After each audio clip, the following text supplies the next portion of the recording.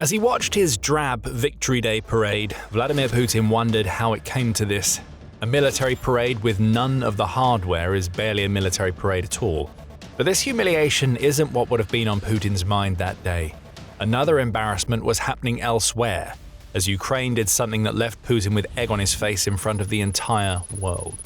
It's almost too hard to watch. Something that took Russia months to steal has been reclaimed by Ukraine, as Russia's army is increasingly stretched. As Putin watched his sad parade go by with barely a whimper, never mind the powerful scream it's supposed to generate, he would have looked back on the past few months with shame. Russia's all-powerful army is supposed to be steamrolling through Ukraine. The grand spring offensive is well underway and Ukraine is meant to be crumbling. But the reality, as the Institute for the Study of War, or ISW, points out, is that Russia has made almost no significant operational progress during the past year, and it doesn't look likely to make any major breakthroughs anytime soon. Now, no operational progress doesn't mean no progress at all. Russia's soldiers are advancing, albeit at a rate that would make a sloth blush. What this means is that Russia has taken nothing of any real consequence for months now. And what it's gained has come at the cost of losses so severe that any other modern military would take them as a sign that it's time to withdraw, regroup, and maybe come up with another plan.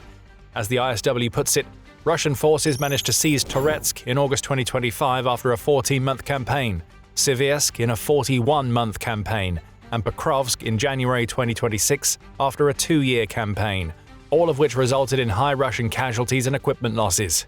Russia has capitalized on none of these gains, the ISW adds, and the fact that we only have 3 major settlements to talk about over 41 months is a damning indictment of just how pathetic Putin's campaign in Ukraine has become. These figures also highlight just how long it's taking for Russia's poorly trained troops to make their gains. Campaigns last for multiple years to take single towns and cities. That isn't dominance. It's the result of Putin's delusions over the power of the Russian military. Then we come to the Donetsk fortress belt. According to an April 17th report in the Kyiv Independent, Putin has set his soldiers the goal of taking the Donbass region by September. For that to happen, the Donetsk fortress belt has to collapse. Russia's spring and summer offensives are supposed to make that happen, but like so much of Russia's offensive up to this point, it's barely making any progress. The only advances Russia has made against the fortress belt are in Konstantinivka, which Putin's patsies started to infiltrate using tiny units of soldiers as far back as October 2025. Those infiltration units haven't gained any major ground, and they have failed to set the stage for larger Russian offensives, the ISW reports. Russia is supposed to take all of the Donbass by September, but it's mid-May already, and all that Russia's forces have managed to achieve is scratching the surface of the southern tip of the fortress belt. We're calling it right now. September will come and go, and Russia will still have made no meaningful progress.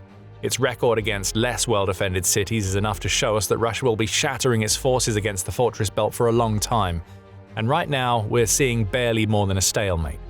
Compounding Putin's humiliation is that the last few disastrous months of his invasion aren't just about Ukraine's defenses stopping his forces in their tracks. Putin's real problem is that Ukraine has been making gains as all of this is happening. Stick with us and we'll explain more. For now, as Putin stood watching Russia's paltry Victory Day parade, he thought that the ceasefire he had declared for the special day might be enough to stop his humiliation. At least for a few hours, but Putin was wrong. Russia's own desperation, combined with Ukraine supposedly continuing the fight during Putin's self-declared ceasefire, put an end to those hopes. Though the ISW reports that the overall tempo of operations decreased during the ceasefire, fighting continued. Russia was quick to throw accusations at Ukraine. It claimed that Ukraine violated the ceasefire 8,970 times, the ISW reports, with that figure breaking down into 7,151 drone strikes, 1,173 artillery, mortar and multiple launch rocket system attacks, and 12 ground assaults. Russia doesn't have much room to talk here. It launched an airstrike against Ukraine at about 6 p.m. on May 8th that included an Iskander-M missile and 43 drones, and it's unclear if that strike continued past midnight on May 9th, the ISW reports. This is what you get when you create a hasty and ill-defined ceasefire to protect your precious parade, Putin. Yet more humiliation as you desperately try to vilify Ukraine for violating your meaningless ceasefire. Now let's contrast Russia's faltering campaign over the last few months with what Ukraine has been doing.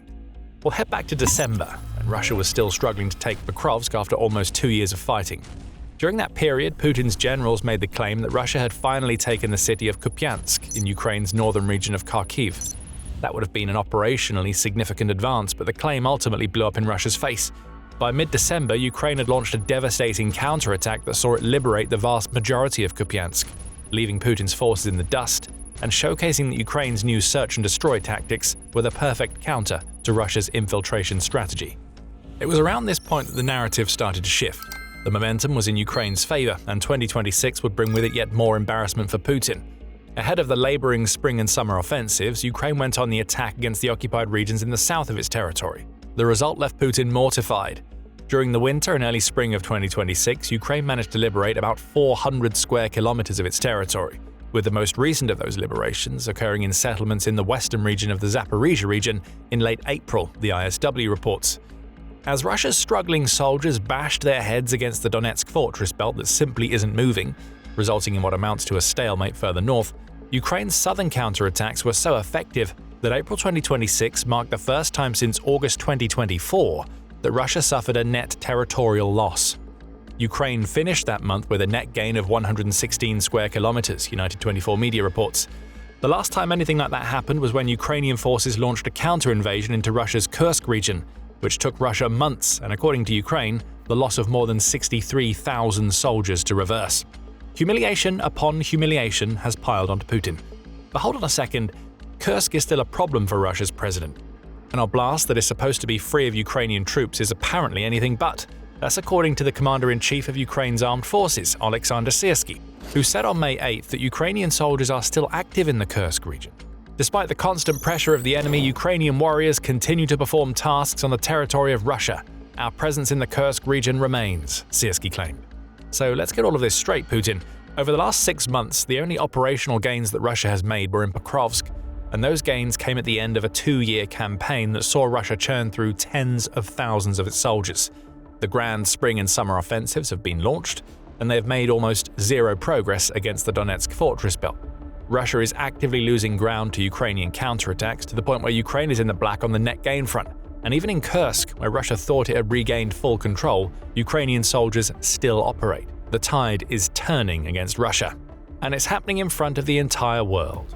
The Victory Day parade is meant to be a showcase of Russia's strength. The 2026 edition ended up being just that. As dour Putin spent 45 minutes watching the shortest parade Russia has put on in years, he would have seen the complete lack of military equipment on display. The danger was too high that Ukraine would strike, and Russia needs that equipment inside Ukraine so it can be destroyed by Ukrainian drones. Only 10 world leaders turned up to Putin's special day, the new Voice of Ukraine reports, which is less than half of those who showed in 2025.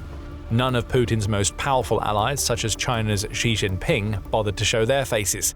Xi didn't even send a delegation as a token gesture to Putin, and to cap it all off, Russia was even reduced to parading North Korean soldiers. Yes, this parade was indeed a showcase of Russian power, just not in the way that Putin wanted it to be. As Russia's leader watched red-faced while a whole lot of nothing went by on May 9th, all he could do was ruminate on the humiliations of the past few months. Russia is supposed to be gaining ground at a record pace, but it's Ukraine that is in the ascendancy. How is all of this happening? That's the only question that Putin can ask himself right now, and there are several factors at play that are making Putin the laughingstock of the world. But before we dig into those factors, this is a quick reminder that you are watching The Military Show. If you haven't subscribed yet, now is the perfect time to hit the button so you never miss our videos. A cacophony of mishaps has afflicted Russia over the last few months, starting with the issue that triggered Ukraine to launch the counteroffensive that has embarrassed Russia so much: communications problems in the Russian military. In early 2026, SpaceX made what many would argue was the long overdue decision to shut down Russia's access to Starlink. Russia had been using illicit terminals to access the space-bound internet and communications service for years, but the creation of a whitelist that ensures only Ukraine's legitimate terminals work put an end to all of that. Within hours, Russian communications across the front fell into disarray, as command posts couldn't get in touch with soldiers and Russia's defenses began to collapse in the south. In the immediate aftermath, Russian commanders had to resort to using outdated maps that showed false information about gains, all as soldiers were deployed to the front with no real coordination. Putin followed this up by making the stupid decision to compound these communication challenges with a crackdown on the Telegram social media app. So desperate was Russia's leader to retain control domestically that he snatched away another communication tool that thousands of his soldiers were using. The Telegram block was being implemented at around the same time as the Starlink shutdown happened, creating a situation of information degradation on the front lines. Not only did Russian forces no longer know where they were supposed to be going, but they could no longer share real-time intelligence about Ukrainian movement and attacks. Ukraine took advantage of all of this to attack in the south. We've seen the results. Russia is trying to solve these problems with makeshift measures such as using relay drones and satellite links. But as the Atlantic Council points out, it will likely take several years for Russia to regain the sort of communications efficiency that it had when it was using Starlink.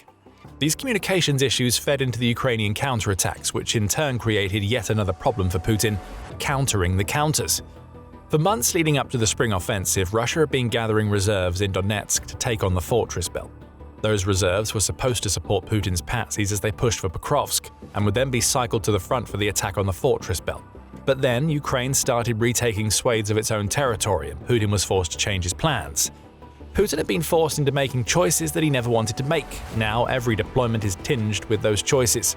Does Russia send troops to the priority frontline regions in a vain attempt to make Putin's September Donetsk delusions a reality?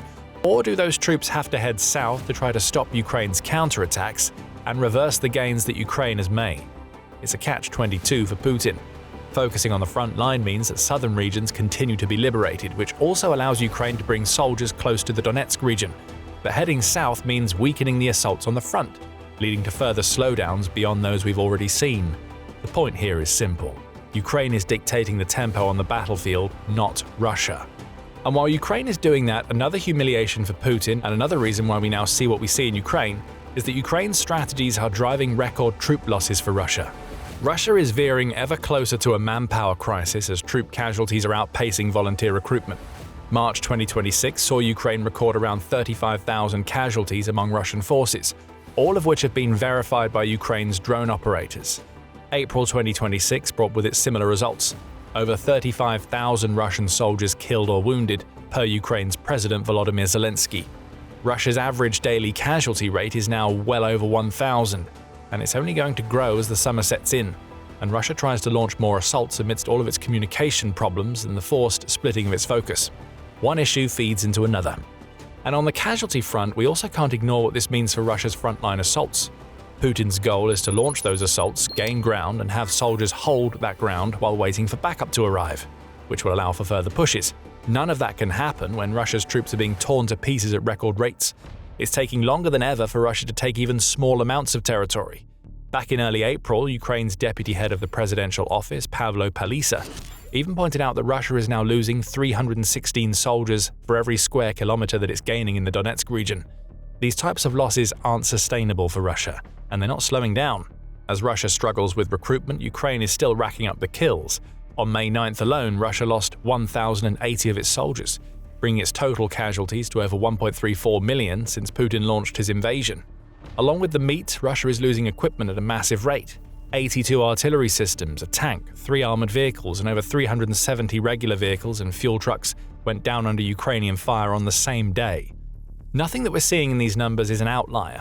May 9th was a pretty standard day for Russia's military, and that alone is an embarrassment to Putin.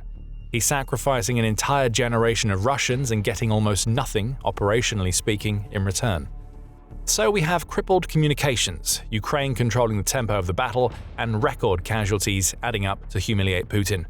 Also feeding into all of that, the ISW says, is the intensification of Ukraine's medium-range drone campaign. Ukraine's intensified mid-range strike campaign against Russian logistics, military equipment and manpower since early 2026 has also degraded Russian forces' ability to conduct offensive operations across the theater, the ISW declares in its report on the state of the Russian offensive. Indeed, Ukraine doubled the number of these mid-range strikes in April when compared to March. These drone attacks, which take place beyond 20 kilometers, are crippling Russia's near rear. And what is in that near rear? The logistics that the ISW mentions, command posts that are already struggling to deliver orders, air defenses that guard troop gatherings and are supposed to prevent Ukraine's drones from scoring hits. All of that is falling apart under Ukraine's intensifying medium-range campaign, with the knock-on effect being what we see on the front right now. Of course, Putin's forces have found themselves in a stalemate in Donetsk. They're not getting support because it's all being blown up behind them. And even as Ukraine intensifies its mid-range attacks, it isn't slowing down on the long-range front. Russia itself is being hit just as hard as the territory that Russia occupies in Ukraine, with a particular focus being placed on oil. Scale is Russia's problem here. Ukraine has gone from launching about 1,000 drones into Russia back in August 2024 to around 7,000 in March 2026. Repeated strikes against oil refineries and export hubs are limiting Putin's ability to sell Russia's most valuable resource, as well as to get fuel and oil products to troops in Ukraine. The outcomes here are obvious. Lower profits from oil and gas sales mean less money is flowing into Russia's war chest. And when fuel and oil product shipments to the front are being delayed or outright destroyed, Russian soldiers lose yet another tool that they need to make the advances their leader wants. As we said, it's a cacophony of issues.